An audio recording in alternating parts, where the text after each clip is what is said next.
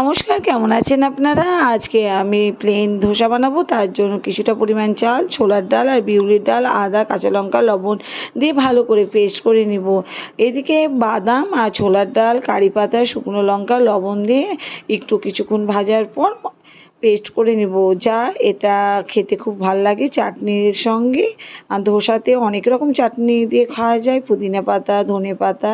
কিন্তু আজকে আমি বাদামি চাটনিটা বানালাম। ধোসাটা করতে 4-5 মিনিট লাগবে। এই বাড়ির ধোসা খেতে একটা আলাদা টেস্ট। কেনা ধোসা তো মাঝে মধ্যেই খাওয়া যায়। ছেলেমেয়েদেরকে টিফিনের দিনে এইরকম বাড়িতে ধোসা বানিয়ে দিন, দেখবেন খুব আনন্দ পাবে এবং খেতেও খুব সুন্দর লাগবে। বড় ছোট সকলকে ভালো লাগবে।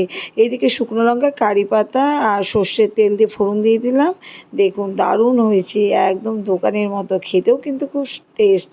মাঝে মধ্যে এরকম ধোসা বাড়িতে বানান, সবাইকে খাওয়ান, ভালোই লাগবে। আশা করি সকলেই করবেন।